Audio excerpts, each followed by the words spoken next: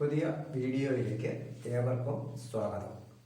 ഇന്ന് നമ്മൾ ഗൃഹ വൈദ്യുതീകരണ സർക്യൂട്ട് അഥവാ ഹൗസ് ഹോൾഡ് ഇലക്ട്രിഫിക്കേഷൻ അതിനെപ്പറ്റിയാണ് ചർച്ച ചെയ്യുക.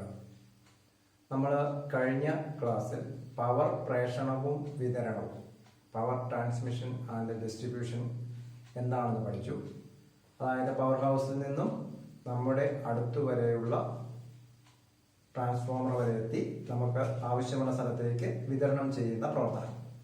അപ്പോൾ നമ്മൾ അവിടെ നിന്ന് പഠിച്ചു, പവർ ഹൗസിൽ നിന്നും 11,000 വോൾട്ടിലുള്ള വൈദ്യുതി ഉൽപ്പാദിപ്പിച്ച് പല ഘട്ടങ്ങളിലൂടെ സ്റ്റെപ്പ് അപ്പ് ചെയ്ത്, അതായത് പവർ ഹൗസിൽ വെച്ച് സ്റ്റെപ്പ് അപ്പ് ചെയ്ത് പിന്നെ സ്റ്റെപ്പ് ഡൗൺ ചെയ്ത് നമ്മുടെ അടുത്തുള്ള ട്രാൻസ്ഫോമറിന്റെ ഇൻപുട്ടിൽ എത്തുന്നത് 11 kV 11,000 വോൾട്ട് ആണെന്നും ആ ട്രാൻസ്ഫോമറിന്റെ ഇൻപുട്ടിലേക്ക് 3 ലൈനുകളാണ് വരുന്നതെന്നും ആ ട്രാൻസ്ഫോമറിന്റെ ഔട്ട്പുട്ടിൽ നമുക്ക് 4 ലൈനുകളാണ് വരുന്നതെന്നും നമ്മൾ കണ്ടു.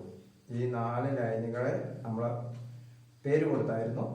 അത് P1, P2, P3 and N neutral line. അതായത് 3 ഫേസ് ലൈനും 1 ന്യൂട്രൽ ലൈനുമാണ്.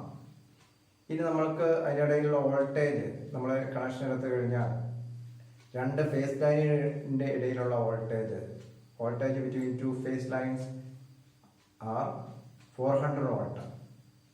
അതുപോലെ ഒരു ഫേസും ന്യൂട്രലും, ഏത് ഫേസും ന്യൂട്രലും തമ്മിൽ കണക്ഷൻ എടുത്തു കഴിഞ്ഞാൽ നമുക്ക് 230 വോൾട്ടുമാണ് ലഭിക്കുന്നതെന്ന് നമ്മൾ പഠിച്ചു.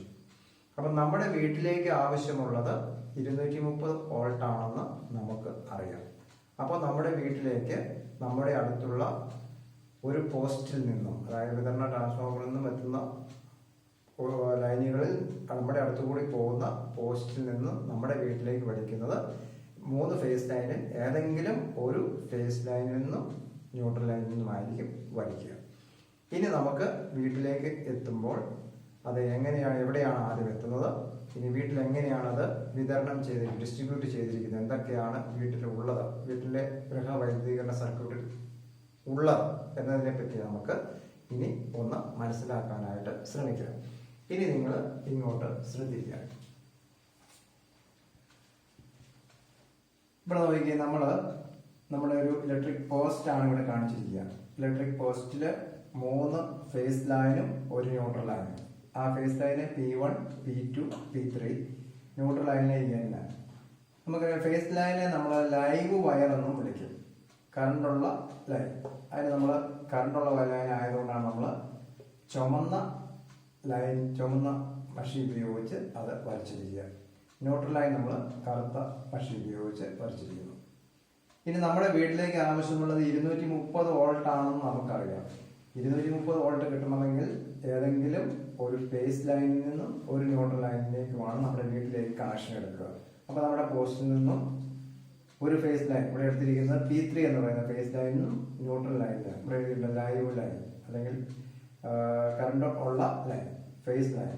ആ ഫേസ് ലൈനും ന്യൂട്രൽ ലൈനിൽ നിന്നും നമ്മുടെ വീട്ടിലേക്ക് എത്തുന്ന ചിത്രമാണ് ഇവിടെ കൊടുത്തിരിക്കുക. ഇവിടെ നോക്കുക, നമ്മുടെ വീട്ടിലേക്ക് ആ 2 ലൈൻ ആദ്യം ഫസ്റ്റ് റീച്ച് ചെയ്യുന്നത് എങ്ങോട്ടാണ്? ഇതൊരു ചോദ്യമാണ്.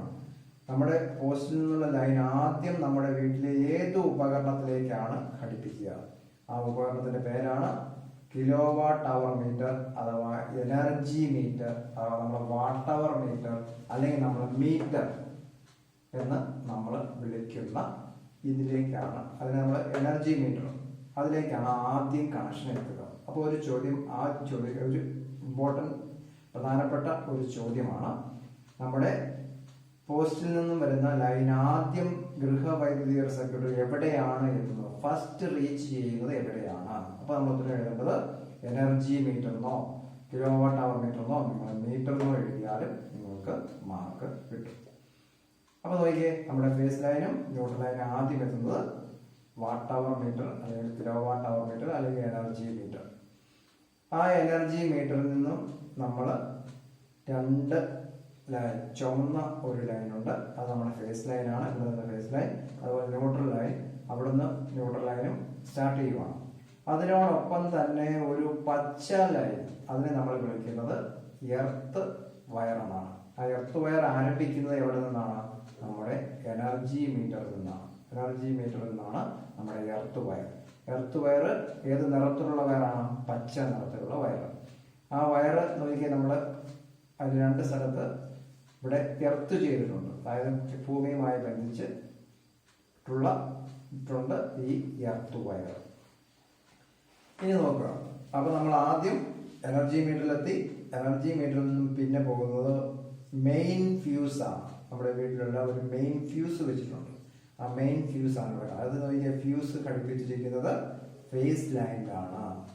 അപ്പോൾ മെയിൻ ഫ്യൂസ്. അപ്പൊ എനർജി മീറ്റർ കഴിഞ്ഞിരിക്കുന്നത് മെയിൻ ഫ്യൂസ് ആണ്. ഈ എനർജി മീറ്റർ എന്തിനാണ് ഉപയോഗിക്കുന്നത്? നമ്മുടെ വീട്ടിൽ ആകെ ഉപയോഗിക്കുന്ന ഇലക്ട്രിക്കൽ എനർജിയുടെ അളവ് രേഖപ്പെടുത്താൻ വേണ്ടിയിട്ടാണ് എനർജി മീറ്റർ ഉപയോഗിക്കുക. അതൊരു ചോദ്യമാണ്. What is use of energy meter? Energy മീറ്ററിന്റെ ഉപയോഗം എന്താണ്? Total energy consumption in a house. ഒരു വീട്ടിലെ മൊത്തം ഇലക്ട്രിക്കൽ എനർജിയുടെ ഉപയോഗം എത്രയാണെന്ന് രേഖപ്പെടുത്തുക. അതിനാണ് നമ്മൾ എനർജി മീറ്റർ അഥവാ മീറ്റർ എന്ന് ഉപയോഗിക്കുക. അപ്പം മീറ്റർ കഴിഞ്ഞ് അടുത്ത ഉപകരണം എന്ന് പറയുന്നത് മെയിൻ ഫ്യൂസ് ആണ്. മെയിൻ ഫ്യൂസ് കഴിഞ്ഞിട്ടാണ് നമ്മൾ മെയിൻ സ്വിച്ച് ഇരിക്കുക. മെയിൻ സ്വിച്ച് നമുക്ക് പരിചയമുള്ളതാണ്. മെയിൻ സ്വിച്ച് ഇരിക്കുന്നത് മെയിൻ ഫ്യൂസ് കഴിഞ്ഞിട്ടാണ് മെയിൻ സ്വിച്ച് ഇരിക്കുക. അപ്പോൾ മെയിൻ സ്വിച്ച് എന്തിനു വേണ്ടിയിട്ടാണ് ഉപയോഗിക്കുന്നത് ചോദ്യമാണ്. What is use of main switch? Main switch എന്തിനു വേണ്ടിയിട്ടാണ്? അപ്പൊ നമുക്ക് വീട്ടിലേക്കുള്ള കണക്ഷൻ മൊത്തമായിട്ട് നിർത്തണമെങ്കിൽ, ടോട്ടലായിട്ട് സ്റ്റോപ്പ് ചെയ്യണമെങ്കിൽ നമുക്ക് മെയിൻ സ്വിച്ച് ഓഫ് ആക്കിയാൽ മതി. അപ്പോൾ ആദ്യം എനർജി മീറ്റർ, പിന്നെ മെയിൻ ഫ്യൂസ്, അത് കഴിഞ്ഞിട്ടിരിക്കുന്നത് മെയിൻ സ്വിച്ച്. മെയിൻ സ്വിച്ച് കഴിഞ്ഞിട്ടാണ് നമ്മൾ ELCB എന്ന് പറയുന്നത് എർത്ത് ലീക്കേജ് സർക്യൂട്ട് ബ്രേക്കർ. അപ്പം അത് എന്താണ്, അതിന്റെ ഉപയോഗം എന്താണ് നമുക്ക് പിന്നെ പഠിക്കാം. തൽക്കാലം ELCB നമുക്ക് സർക്യൂട്ട് ബ്രേക്കർ ആയിട്ട് ഉപയോഗിക്കുന്ന, സർക്യൂട്ട് എന്തെങ്കിലും കുഴപ്പം വന്നു കഴിഞ്ഞാൽ അത് ബ്രേക്ക് ആവും, അതിനായിട്ട് ഉപയോഗിക്കുന്നതാണ് ELCB. അപ്പൊ ELCB ഉണ്ട്. ELCB കഴിഞ്ഞിട്ടാണ് നമ്മുടെ വീട്ടിലേക്കുള്ള ഓരോ ഉപകരണത്തിലേക്കും കണക്ഷൻ വന്നിരിക്കുക. നമുക്ക് ഇവിടെ ഒരു MCB, അതായത് നമ്മൾ ELCB കഴിഞ്ഞിട്ടും വന്നിരിക്കുന്നത് MCB ആണ്. MCB എന്ന് പറയുന്നത് നമ്മുടെ ഒരു ഫ്യൂസ് ആണ്. നമ്മുടെ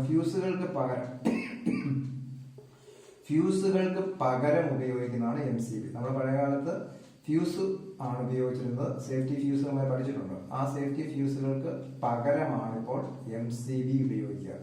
MCB ഫ്യൂസും തമ്മിലുള്ള വ്യത്യാസം അത് നമുക്ക് ഫ്യൂസ് നമുക്കറിയാം. കമ്പി കെട്ടിയിട്ടാണ് നമ്മൾ ഫ്യൂസ് കാരിയറൊക്കെ ഉണ്ട്, ഫ്യൂസ് വയറുണ്ട്. അതിന് പകരം നമ്മൾ MCB, അതിന്റെ ഫുൾ ഫോം എന്ന് പറയുന്നത് മിനിയേച്ചർ സർക്യൂട്ട് ബ്രേക്കർ എന്നാണ്. അപ്പൊ ബ്രേക്കർ എന്നൊക്കെ നമ്മൾ അതിനെ പേര് വിളിക്കും. അപ്പൊ ഇതിന്റെ ഉപയോഗം എന്ന് പറയുന്നത് സർക്യൂട്ടിൽ ഏതെങ്കിലും നമ്മൾ ഇവിടെ ഫ്യൂസ് പല സെക്ഷനായിട്ട് തിരിച്ചിട്ടുണ്ട്. അതായത് MCB തന്നെ 2-3 സെക്ഷനായിട്ട് തിരിച്ചിട്ടുണ്ട്. അപ്പൊ നമ്മുടെ ഈ വയറിംഗിൽ ഓരോ സെക്ഷൻ തിരിച്ച് ഏതെങ്കിലും ഒരു സെക്ഷനിൽ എന്തെങ്കിലും പ്രശ്നം വന്നു കഴിഞ്ഞാൽ ഈ സർക്യൂട്ട് ബ്രേക്ക് ആക്കുക. അവിടെ എന്തെങ്കിലും പ്രശ്നം വന്നു കഴിഞ്ഞാൽ ബ്രേക്ക് ആക്കാൻ വേണ്ടിയിട്ടാണ് നമ്മൾ MCB ഉപയോഗിക്കുക.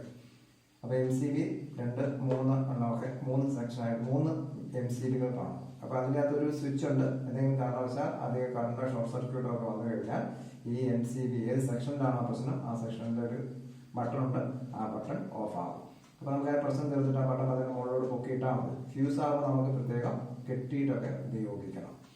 അപ്പൊ നോക്കിയേ, ഇതിലെല്ലാം കൂടെ നമുക്ക് അറിയാം ഈ MCB എന്ന് പറയുന്നത് ഫ്യൂസുകളാണ്. ആ ഫ്യൂസ് എല്ലാം കൊടുത്തിരിക്കുന്ന ഏതിനാണ് നോക്കിയേ, ഫേസ് ലൈൻ വഴിയാണ് കൊടുത്തിരിക്കുക. ഫേസ് ലൈൻ വഴി ആണ് കൊടുത്തിരിക്കുക. പ്രത്യേകം ശ്രദ്ധിച്ചോളാം. അപ്പൊ നമ്മൾ ഫ്യൂസും MCB ഇതെല്ലാം നമ്മൾ കൊടുത്തിരിക്കുന്നത് ഏത് വഴിയാണ്?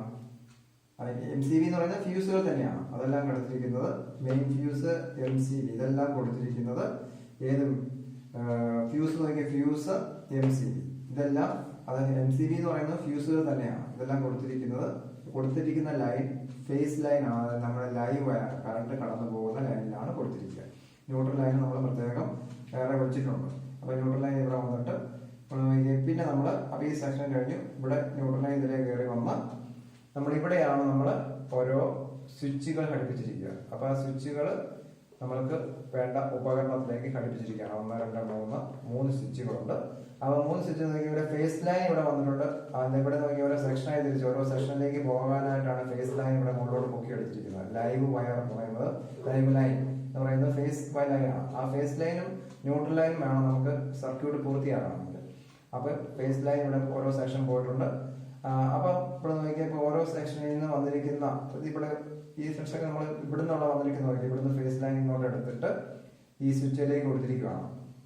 അപ്പൊ സ്വിച്ച് കൊടുത്തിരിക്കുന്നത് നോക്കിയേ ഫേസ് ലൈനിലാണ് സ്വിച്ച് കൊടുത്തിരിക്കുക.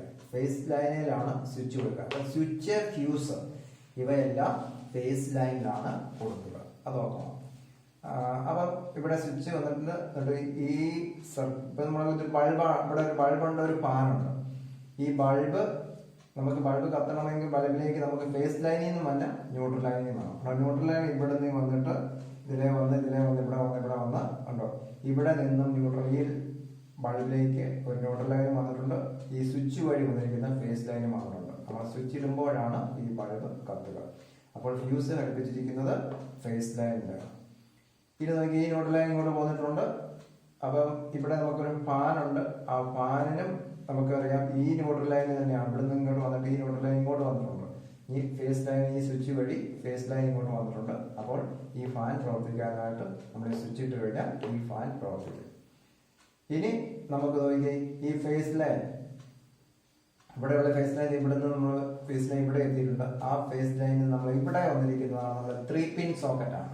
3 പിൻ എന്ന് പറയുമ്പോൾ നമ്മൾ കൂടുതൽ പവർ ഉള്ള ഉപകരണം ഉപയോഗിക്കുന്ന സ്ഥലത്താണ് 3 പിൻ സോക്കറ്റ്. അപ്പൊ അവിടെ 3 പിന്നുണ്ട്. അപ്പം ആ 3 പിന്നിൽ ഒരെണ്ണം ഫേസ് ലൈനിൽ നിന്നുള്ള ലൈൻ വരും, ഒരെണ്ണം ന്യൂട്രൽ ലൈൻ. അപ്പൊ ഇത് ഒരെണ്ണം ഫേസ്, ഒരെണ്ണം ന്യൂട്രൽ ലൈൻ. പിന്നെ ഒരു എർത്ത് പിൻ എന്ന് പറയുന്ന ഒരു വലിയൊരു പിന്നുണ്ട്, വണ്ണം കൂടിയ പിന്നാണ്. അപ്പൊ അതിനെപ്പറ്റി നമ്മൾ പിന്നെ പഠിക്കാം. അപ്പൊ തൽക്കാലം എർത്ത് പിൻ, അവിടെയാണ് നമ്മുടെ എർത്ത് ലൈൻ വന്നത്. എർത്തിന്റെ പച്ച ലൈൻ ഇവിടെ വന്നിട്ട് അതിന്റെ കണക്ഷൻ വന്നിരിക്കുന്നത് ഈ എർത്ത് പിന്നിലേക്കാണ്. അപ്പൊ ഇവിടെ പവർ കൂടിയ ഉപകരണങ്ങളിൽ എന്തെങ്കിലും നമ്മൾക്ക് ഒരു തേപ്പൂട്ടിയാണെന്ന് വിചാരിക്കുക, തേപ്പൂട്ടി ഉപയോഗിക്കുമ്പോൾ അവിടെ സ്ട്രോക്ക് ആകാൻ സാധ്യതയുണ്ട്. അപ്പൊ അതിന്റെ മെറ്റൽ ബോഡിയിലാണ്, മെറ്റൽ ബോഡിയുമായിട്ടാണ് ഈ എർത്ത് വയർ കണക്ഷൻ വരിക. അപ്പൊ കറണ്ട് വന്നു കഴിഞ്ഞാൽ ഈ എർത്ത് വയർ വഴി എർത്തിലേക്ക് പോകാൻ വേണ്ടിയിട്ടാണ് നമ്മൾ ഏത് ഉപയോഗിച്ചിരിക്കുക, 3 പിൻ ഉപയോഗിച്ചിരിക്കുക. അപ്പൊ 3 പിന്നില് നമ്മള് 3 പിന്നുണ്ട്. അതില് ഫേസ് ഉണ്ട്, ന്യൂട്രൽ ഉണ്ട്, എർത്തുണ്ട്. അത് ഓർക്കുക.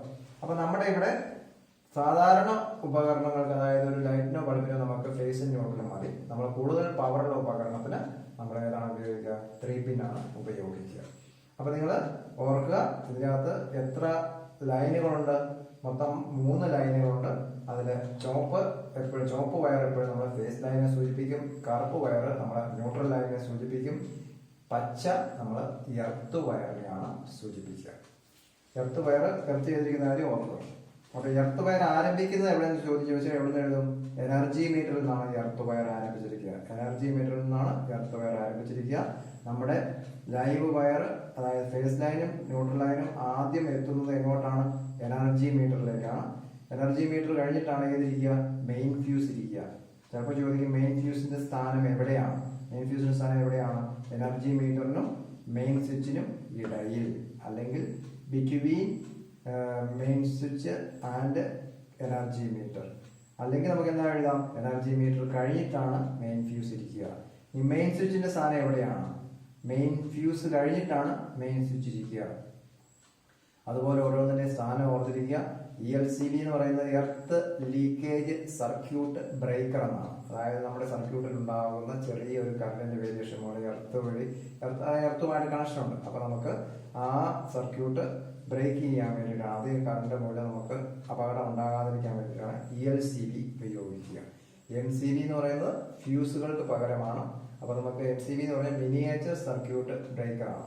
അപ്പൊ ഇവിടെ ചെറിയ ഏതെങ്കിലും സെക്ഷൻ തിരിച്ച സെക്ഷന് കറണ്ടിന്റെ വേരിയേഷൻ വന്നു കഴിഞ്ഞാൽ ആ സർക്യൂട്ട് ബ്രേക്ക് ആകാൻ വേണ്ടിയിട്ടാണ് MCB ഉപയോഗിക്കുക. അപ്പം ഇത്രയുമാണ് നമുക്ക് ഗൃഹവൈദ്യുതീകരണ സർക്യൂട്ടിൽ ഓർത്തിരിക്കേണ്ടത്. പിന്നെ ഒരു കാര്യം കൂടി ഓർക്കുക, നമ്മൾ ഇവിടെ ഈ സർക്യൂട്ടിൽ ഉപകരണങ്ങൾ ഘടിപ്പിച്ചിരിക്കുന്നത് ശ്രേണിയാണോ സമാന്തരമാണോ, സീരീസ് ആണോ പാരലൽ ആണോ ചോദ്യമുണ്ട്. ഇവിടെ എല്ലാം നമുക്കറിയാം, ഇവിടെ ഉപകരണങ്ങളെല്ലാം ഘടിപ്പിച്ചിരിക്കുന്നത് ഏതിലാണ്? എല്ലാ ഉപകരണങ്ങളും ഘടിപ്പിച്ചിരിക്കുന്നത് പാരലൽ ആയിട്ടാണ്, സമാന്തരമായിട്ടാണ്. സമാന്തരവും ശ്രേണിയും സീരീസ് പാരലൽ തമ്മിലുള്ള വ്യത്യാസം എന്താണ്? അതിന്റെ മെയിൻ മാസ് പാരലായിട്ട് കണക്ട് ചെയ്ത് കഴിഞ്ഞാൽ നമുക്ക് ഓരോ ഉപകരണങ്ങളും പ്രത്യേകം പ്രവർത്തിപ്പിക്കാനായിട്ട് പറ്റും. അതായത് ഈ സർക്യൂട്ടിൽ ഏതെങ്കിലും ഒരു ഉപകരണം കേടായാലും നമുക്ക് മറ്റേ ഉപകരണം പ്രവർത്തിപ്പിക്കാൻ പറ്റും. അതായത് പിന്നെ ഈ ഉപകരണത്തിന്റെ പവർ എത്രയാണോ അതേ പവർ ലഭിക്കും. അതായത് ഉപകരണത്തിന് എത്ര പവറിലാണോ ഉണ്ടാക്കിയിരിക്കുന്നത് അതേ പവർ ലഭിക്കുന്നത് ഏത് രീതിയിലുള്ള കണക്ഷൻ ആയിരിക്കും? പാരലൽ കണക്ഷൻ അഥവാ സമാന്തര കണക്ഷൻ ആയിരിക്കും. അതുപോലെ ഈ സർക്യൂട്ട് പാരലൽ കണക്ഷൻ നമുക്ക് കൊടുക്കുന്ന വോൾട്ടേജ് എല്ലാ ഉപകരണങ്ങൾക്കും തുല്യ വോൾട്ടേജ് ആയിരിക്കും ലഭിക്കുക. പിന്നെ ഈ പാരലൽ സർക്യൂട്ടിൽ ഇഫക്റ്റീവ് റെസിസ്റ്റൻസ് ആകെ സഫല പ്രതിരോധം എന്ന് പറയുന്നത് കുറവായിരിക്കും. അപ്പൊ സഫല പ്രതിരോധം കുറവാണെങ്കിൽ ഇതിനകത്ത് ലഭിക്കുന്ന കറണ്ടിന്റെ അളവ് കൂടുതലായിരിക്കും. അപ്പൊ നമ്മൾ ഓർക്കുക, നമ്മുടെ വീടുകളിലെ ഉപകരണങ്ങളിൽ എല്ലാം ഘടിപ്പിച്ചിരിക്കുന്നത് സമാന്തര രീതിയിലാണ്, പാരലൽ സർക്യൂട്ടാണ്, പാരലായിട്ടാണ് ഘടിപ്പിച്ചിരിക്കുക.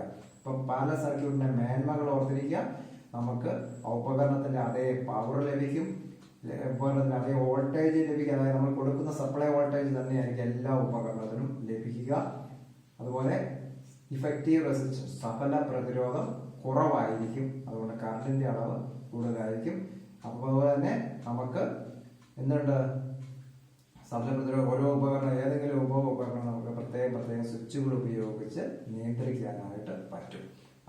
അപ്പോൾ ഏതെങ്കിലും ഒരു ഉപകരണം കേടായാലും മറ്റു ഉപകരണം പ്രവർത്തിപ്പിക്കാനായിട്ട് കുഴപ്പമില്ല. പക്ഷേ ശ്രേണിയാണെങ്കിൽ ഏതെങ്കിലും ഒരു ഉപകരണം കേടായാൽ നമുക്ക് അവിടുത്തെ സർക്യൂട്ട് ബ്രേക്ക് ആകും. അപ്പം ഇത്രയുമാണ് നമുക്ക് ഈ ഗൃഹവൈദ്യുതീകരണ സർക്യൂട്ട്, നമ്മുടെ വീടുകളിലുള്ള ഗൃഹവൈദ്യുതീകരണ സർക്യൂട്ടാണ്. അത് ശരിക്കും മനസ്സിലാക്കിയിരിക്കുക. അപ്പം ഇത്രയും ഈ വീഡിയോ നിങ്ങൾക്ക് ഇഷ്ടപ്പെട്ടെന്ന് കരുതുന്നു.